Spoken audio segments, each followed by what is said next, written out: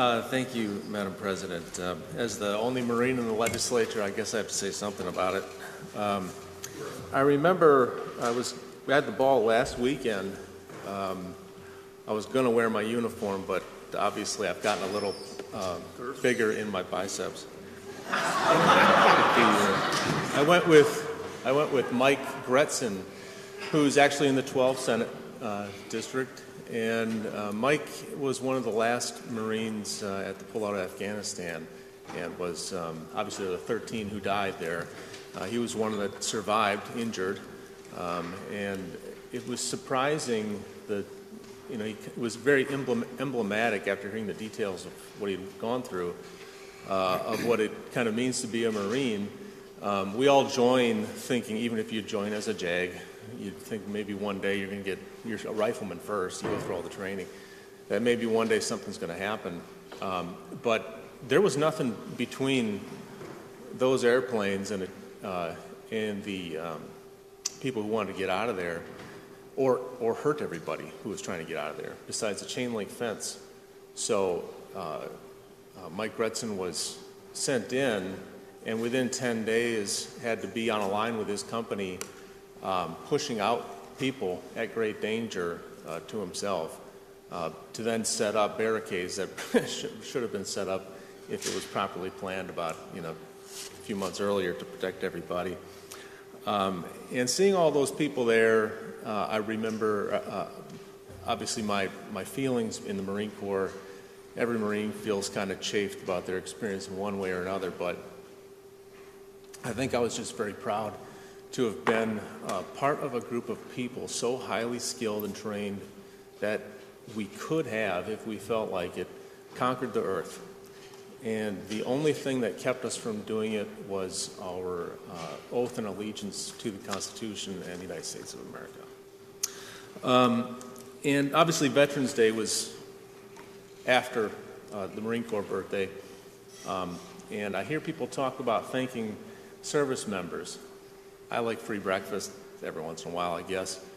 I use the free parking spot, but people should remember that when you thank a veteran, a lot of the depression that comes from coming home from out of country is what we want out of thank you is not a thank you in words, but you taking control of your life, the freedoms that you have, and being the best you can be and not taking it for granted. So thank a veteran by not giving up on yourself and not getting so down on everything. The only other Marine in the room, I think, is our Sergeant at Arms, Tim Lesage. And although I feel better with him in the room, he was a scout sniper, big deal.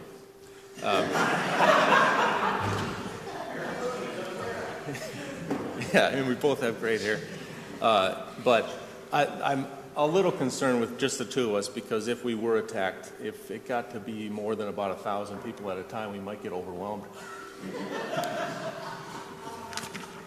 But he penned this tribute to the Marine Corps, so I'm going to read it. Founded in 1775 at Tun Tavern in Philadelphia, the Marine Corps has remained steadfast as a symbol of courage, discipline, and unwavering devotion to our nation. For 2.5 centuries, Marines have answered the call to defend liberty, from the halls of Montezuma in Mexico to the shores of Tripoli, Iwo Jima, to present-day Iraq and Afghanistan. When future conflicts arise, we know that the United States Marine Corps will stand tall and hesitate not when representing our nation. Honor, courage, and commitment are the base values of each Marine.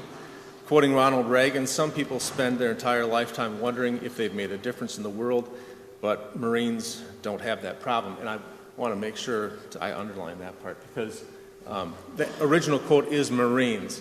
People who want to grift off of what we do put veterans underneath there, but we got to make sure that's Marine Corps, that quote. It's our day. I can pick on the other versions. As we recognize the 250th birthday, we honor all who have worn the Eagle, Globe, and Anchor.